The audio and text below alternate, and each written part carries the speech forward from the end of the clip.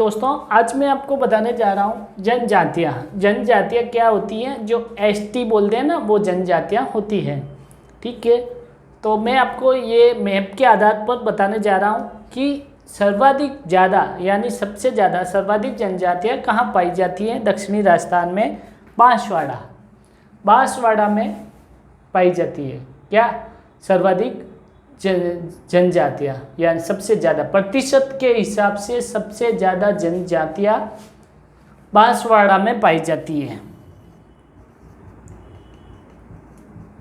बांसवाड़ा में पाई जाती है प्रतिशत के हिसाब से। ठीक है, अब बांसवाड़ा में पाई जाती है सबसे ज़्यादा प्रतिशत के हिसाब से, और प्रतिशत के हिसाब से ही सबसे कम कहाँ पाई जाती है, नागौर में। प्रतिशत के हिसाब से देखें तो सबसे कम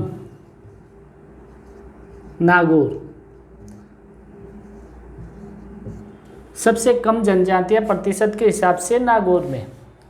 और वैसे सर्वाधिक सबसे ज़्यादा जनजाति अगर बात की जाए तो सबसे ज़्यादा जनजाति की बात की जाए तो उदयपुर में। प्रतिशत कुछ नहीं है ना, सबसे ज़्यादा जनजातियाँ उदयपुर में।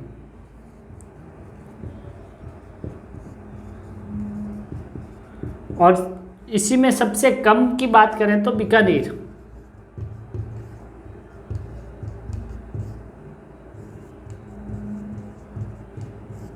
सबसे कम की बात करें तो सबसे कम राजस्थान में जनजातियाँ पाई जाती हैं तो बीकानेर, और सबसे अधिक पाई जाती हैं तो उदयपुर। और प्रतिशत के हिसाब से सबसे ज़्यादा पाई जाने वाली जनजातियाँ बांसवाड़ा में पाई जाती है, और सबसे प्रतिशत के हिसाब से कम पाई जाने वाली नागौर। राजस्थान में कुल 13.5% जनजातियाँ हैं। राजस्थान में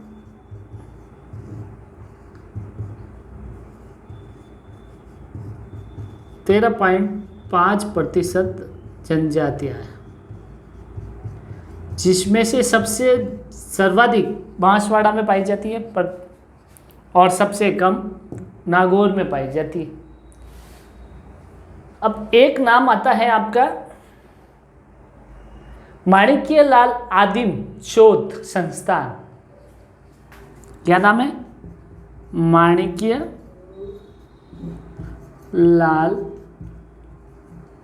आदिम शोध संस्थान। इसका अगर नाम आ जाए तो यहाँ पे ये सीधा बिलोंग करता है उदयपुर से। उदयपुर के अंदर माणिक्यलाल आदिम शोध संस्थान है, जहाँ पर हेमेलो नृत्य चलता है। हेमेलो नृत्य, ये एक आपको याद रखने वाली बात है, हेमेलो नृत्य चलता है।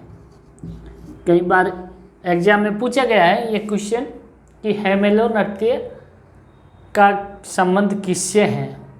माणिक्यलाल आदिम शोध संस्थान जो कि उदयपुर में स्थित है। ठीक है, अब ये तो मैंने आपको बता दिया मैप के आधार पर कि सबसे ज़्यादा प्रतिशत के हिसाब से बांसवाड़ा में और प्रतिशत के हिसाब से सबसे कम नागौर में।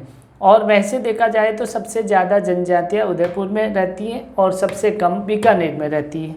ठीक है, ये 4 डिस्ट्रिक्ट का मैंने अलग अलग आपको ब्यौरा बता दिया है। अब मैं इसको करता हूँ साफ, फिर आपको मैं एक एक आपको करके जनजातियाँ के बारे में बताऊँगा।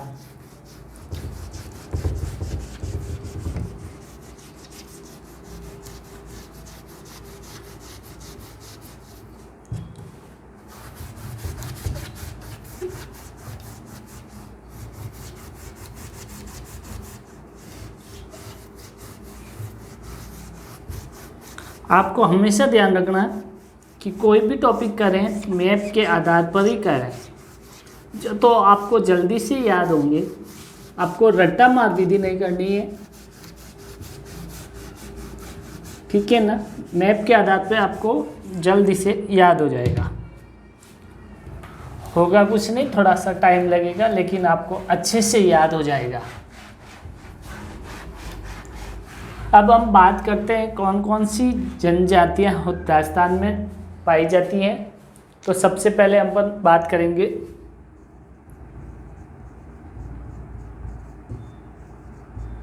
जनजातियों की। तो पहले नंबर पे आपकी सबसे बड़ी जनजाति का नाम है मीणा,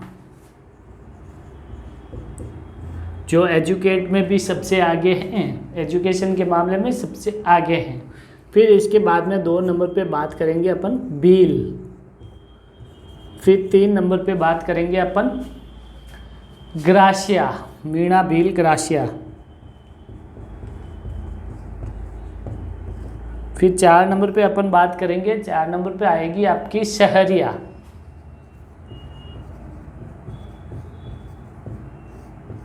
शहरिया 5 नंबर पे आपकी बात करेंगे सर आपकी, तो आएगी शासी।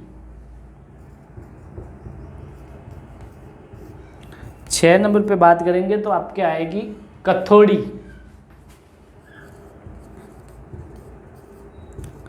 कथोड़ी 7 नंबर पे लास्ट आएगी आपकी डामोर। 7 नंबर पे लास्ट डामोर। ठीक है, ये आपकी 7 जनजातियां हैं। अब इनको ध्यान रखिएगा, ये कहाँ कहाँ सर्वाधिक पाई जाती है। मीणा होती है जयपुर में, सर्वाधिक मीणा है, ध्यान रखिएगा।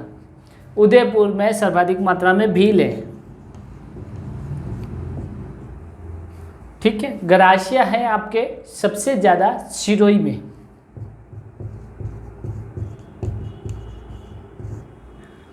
फिर शहरिया है आपके सबसे ज़्यादा 12। फिर शासी है सबसे ज़्यादा आपके भरतपुर में, शासी ज़्यादा रहते हैं।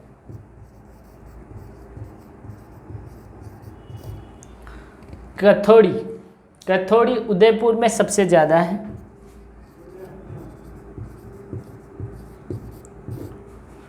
डामोर ड से डूंगरपुर में सबसे ज़्यादा डामोर जनजाति हैं। ठीक है, ये तो आपको रटना पड़ेगा, याद करना पड़ेगा कि मीणा सर्वाधिक जयपुर, भील सर्वाधिक, सॉरी यहाँ पे मैंने भील लिख दिया है, ये भील आती है आपकी उदयपुर में। भील उदयपुर, ग्रासिया सिरोही, शहरिया 12, शासी भरतपुर, कथोड़ी उदयपुर, डामोर डूंगरपुर। ठीक है, अब एक बार 2012 में एक राजस्थान पुलिस में एक क्वेश्चन आया था कि निम्न में से कौन सी जनजाति एससी में आती है। एससी में मीणा, भील, ग्रासिया, शासी, बताओ, सोच के बताओ जी। शासी एससी में आती है, लेकिन अपन लिखते हैं एसटी, पढ़ते हैं इसको एसटी में। ठीक है, बाकी सारी की सारी जनजातियां मीणा, भील, ग्रासिया, शहरिया, कथोड़ी, डामोर, ये सब एसटी में आती है। सारी की सारी एसटी में आती हैं, और एक शासी एकमात्र ऐसी कास्ट है जो एससी में आती है। ठीक है, अब अपन बात करते हैं सबसे पहले जो बड़ी बड़ी जनजातियां हैं, जैसे भील है, मीणा है, ग्रासिया है, और छोटी है शहरिया, शासी, कथोड़ी, डामोर। तो अपन क्या करेंगे, रोज का 2 जातियाँ पढ़ेंगे, एक बड़ी और एक छोटी, ताकि आपका वीडियोस अच्छा रहे बने। ठीक है, तो अपन सबसे पहले बात करेंगे मीणा। मीणा क्या है ना।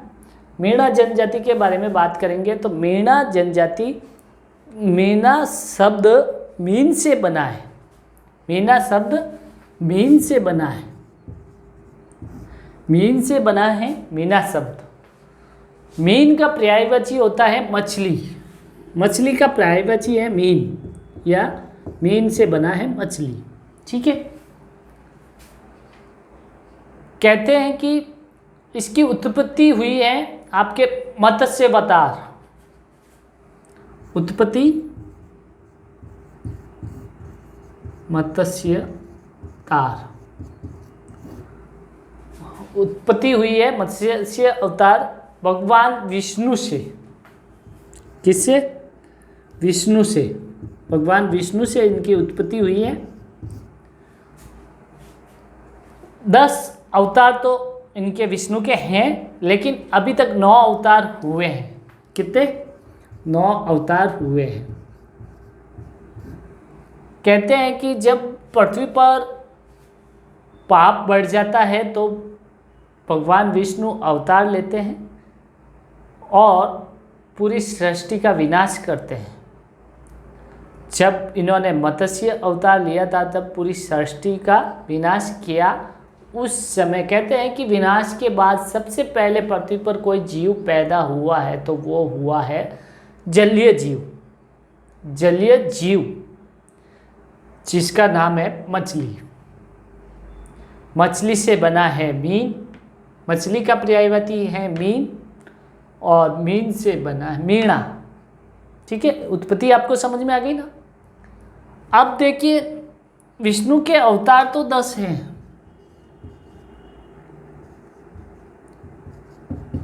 लेकिन अभी तक 9 ही हुए हैं।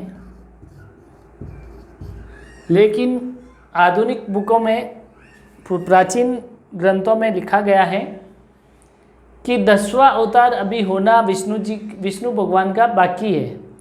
लेकिन 10वां अवतार होगा जो लास्ट, उसका नाम होगा अवतार का कल्कि।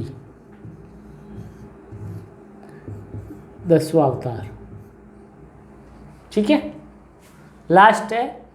और ये राजस्थान का एक शासक था, उसने कल्कि का मंदिर बनवाया जयपुर के अंदर। उस शासक का नाम था सवाई जयसिंह। सवाई जयसिंह, जयपुर।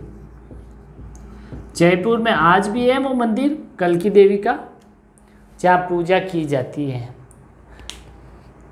कल्कि 10वां अवतार है ना, ठीक है। फिर इसके बाद में ये तो आपकी उत्पत्ति हो गई मीणा की। फिर उसके बाद में मीणा के 2 प्रकार होते हैं। पहला है चौकीदार मीणा। क्या है? चौकीदार मीणा। और दूसरा है जमींदार मीणा। जमींदार मीणा, ये 2 प्रकार हैं मीणाओं के, जाति के, ठीक है। तो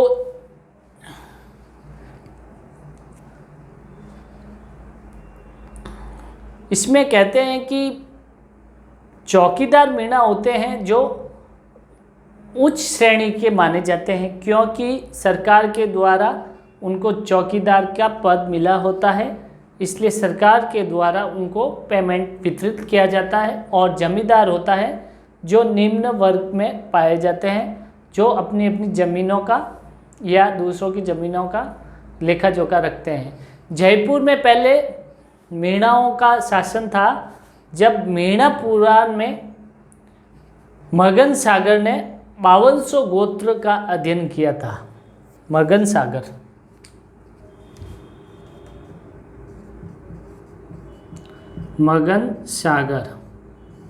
ने एक निष्कर्ष निकाला था कि 5200 मीणाओं की गोत्र है, ठीक है, 5200 गोत्र है। और इनका मूल स्थान है कालीखो। मूल स्थान है कालीखो, ठीक है, कालीखो। फिर इसके बाद ये मैं रफ कर लेता हूँ।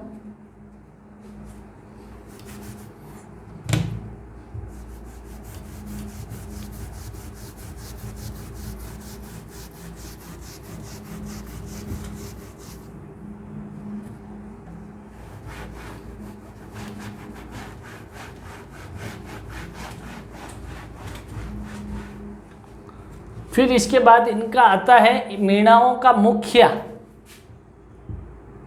मीणाओं का मुखिया, मीणाओं का मुखिया किसे बोलते हैं? पटेल को। किसको बोलते हैं? पटेल को।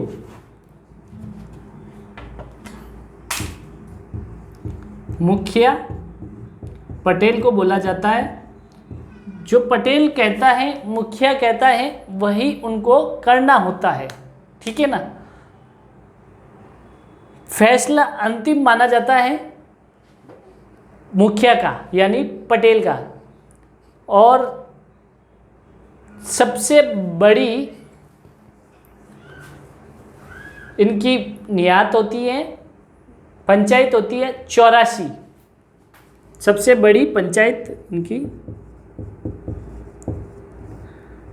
84 गांव आते हैं, जिसमें इनकी सबसे बड़ी पंचायत होती है। और इसमें पंचायत का मुखिया होता है पटेल। पटेल का ही अंतिम फैसला माना जाता है।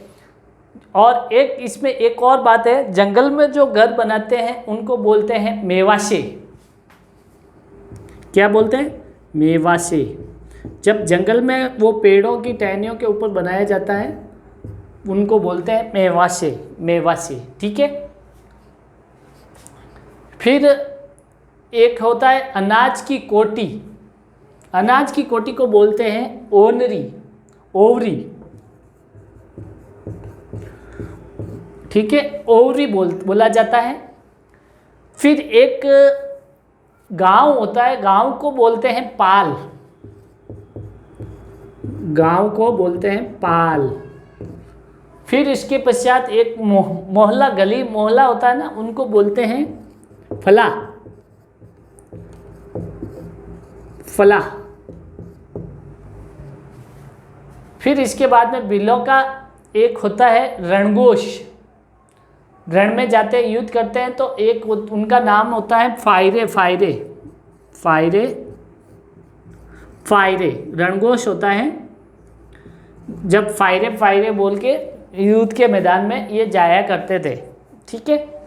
फिर इनके उपचार करने की विधि होती है। कोई जख्मी होता है, कोई भील मीणा, तो उपचार करने की विधि को बोलते हैं डाम। क्या बोलते हैं? डाम। ठीक है। अब देखिएगा, इसमें गौर से देखिएगा कि इनका कोई एक मतलब क्या बोलते हैं उसको, मीणाओं का होता है मंदिर, पवित्र स्थान होता है रामेश्वर। पवित्र स्थान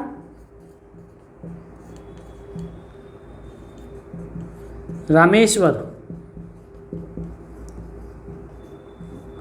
जहाँ पर शिव, चंबल और बनास नदियों का, तीनों नदियों का संगम होता है। वह स्थान है रामेश्वर, जो कि सवाई माधोपुर में स्थित है। सबसे पवित्र स्थान माना जाता है। ठीक है, सबसे पवित्र स्थान माना जाता है। फिर इनकी एक माता होती है जिनका नाम है जीण माता। ठीक है। फिर एक होते हैं इनके अड़ोद, जो प्रतापगढ़ में है, जिनको बोला जाता है भूरिया बाबा। भूरिया बाबा। मीणा जाति के लोग भूरिया बाबा की कभी झूठी कसम नहीं खाते हैं, ये इनकी खासियत है। फिर एक सवाई माधोपुर में है चौथ माता।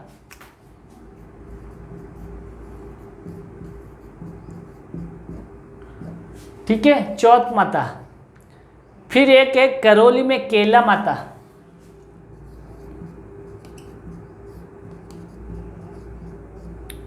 अब देखिएगा केला माता, केला माता करौली में है। एक दुर्गा माता है भरतपुर में। दुर्गा माता है भरतपुर में। कहाँ है? भरतपुर में। ये इन देवी देवताओं को ये मीणा जाति के लोग मानते हैं। ठीक है। फिर इसके बाद में केला देवी का मंदिर करौली में है, उसके बारे में मैं आपको बताऊंगा। इसको मैं रफ कर लेता हूँ।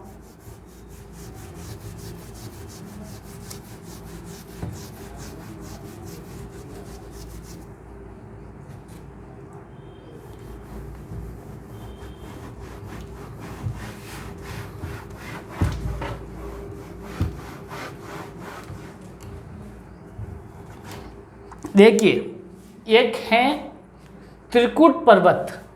क्या है?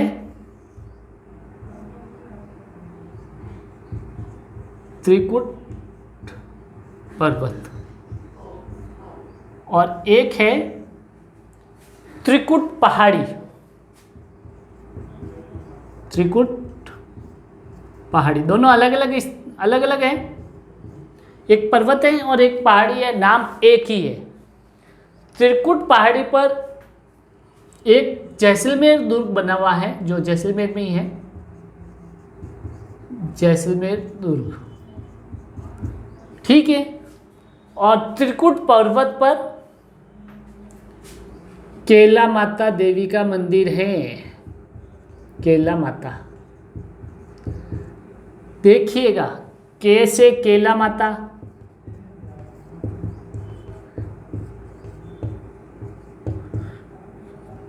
खे से करौली, के से केला माता, के से करौली, के से काली सिंध नदी पर, के से काली सिंध नदी के पास, काली सिंध नदी। अब देखिएगा, ठीक है, के से केला माता मंदिर, के से करौली में, के से काली सिंध नदी के पास में स्थित है। अब देखिएगा कि आपको याद रखना है केला, केला शब्द याद रखना है। केला कौन खाता है? बंदर या लंगूर, बंदर या फिर लंगूर।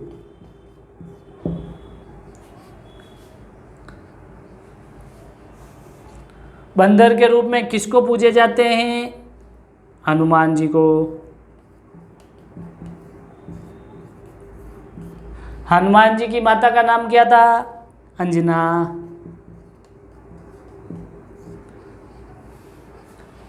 अंजना का अवतार माना जाता है केला देवी को। किसका अवतार? अंजना माता का अवतार माना जाता है केला देवी को। अब इसमें क्वेश्चन ये आता है कि अंजना कब खुश होती है? अंजना माता कब खुश होती है? जब उनका पुत्र खुश होता है, उनका पुत्र खुश होता है। यानी अंजना कब खुश होती हैं? जब उनके पुत्र हनुमान जी कब खुश होते हैं? जब बंदर लंगूर की तरह नाचते हैं। बंदर लंगूर की तरह, यानी नाचते हुए लंगूरिया नृत्य कहलाता है। यानी मीणाओं का नृत्य लंगूरिया नृत्य, ठीक है। इस प्रकार से है।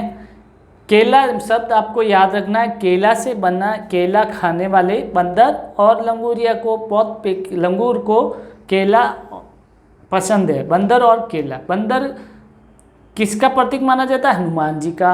हनुमान जी की माता का नाम क्या था? अंजना देवी। अंजना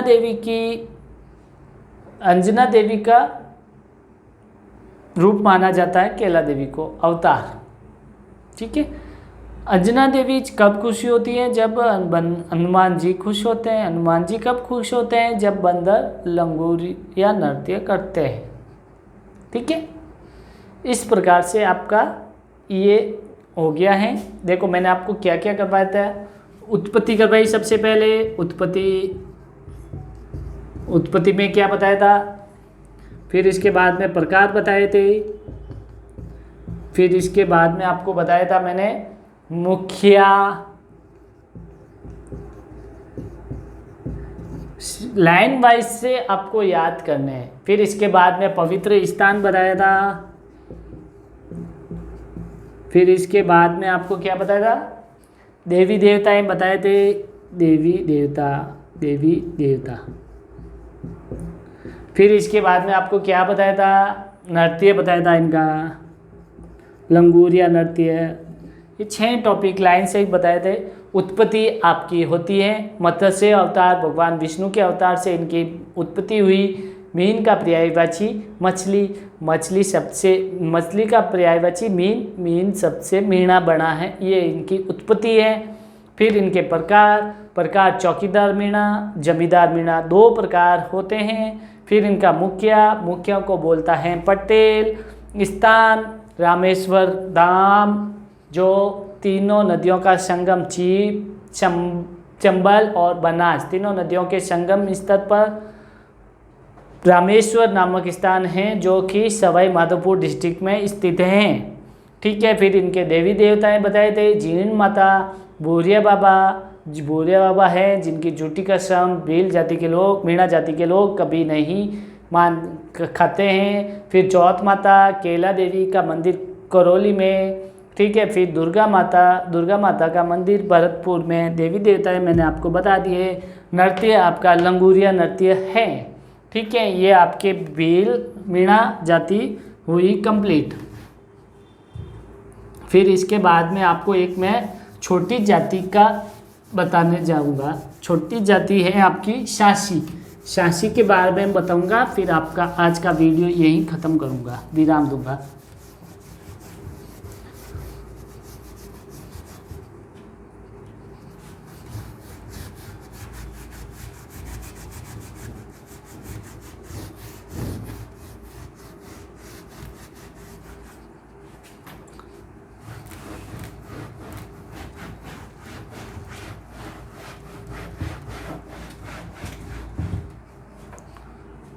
दूसरे नंबर पे है आपकी सासी, छोटी है, ज़्यादा बड़ी नहीं है। इसकी उत्पत्ति कहते हैं कि शासमल नाम के व्यक्ति से हुई थी। शासमल नाम के व्यक्ति से हुई थी। सर्वाधिक ये जाति पाई जाती है भरतपुर और झुंझुनू। सर्वाधिक भरतपुर, झुंझुनू। ठीक है। और झांसी की 2 उपजातियां होती है। पहली होती है बीजा, दूसरी होती है माला। ठीक है। एक शब्द है कुड़की नाम की एक प्रथा है इनकी, जो कि सबसे ज़्यादा प्रचलित है। कुड़की होता है विवाह से पूर्व एक चरित्रात्मक परीक्षण किया जाता है लड़की का, विवाह से पूर्व, कि उसमें ये परीक्षण में ये बताया जाता है कि लड़की ने विवाह से पूर्व किसी से शारीरिक संबंध रखे हैं या नहीं रखे। अगर रखे हैं तो उसका विवाह नहीं होता है। उसमें अगर शादी से पहले कोई शारीरिक संबंध रखता है तो वो अपने समाज में सबसे घोर अपराध माना जाता है। ठीक है। और नहीं रखे हैं तो फिर उसके बाद में उसका विवाह कर दिया जाता है। ये बात है। फिर ये इस जाति के लोग है ना, हरिजनों को अपने से श्रेष्ठ मानते हैं। यानी झांसी जाति के लोग हरिजन को अपने से श्रेष्ठ मानते हैं, यानी झांसी जाति हरिजन से नीचे हैं। और एक इसमें एक और चीज़ है, विधवा विवाह का प्रचलन बिल्कुल नहीं होता है। यहाँ पे विधवा विवाह नहीं होता है, पूरा निश्चित है। ठीक है। विधवा विवाह का प्रचलन यहाँ पे नहीं है झांसी जाति में। ये आपकी 2 जातियाँ कंप्लीट करवा दी है मैंने।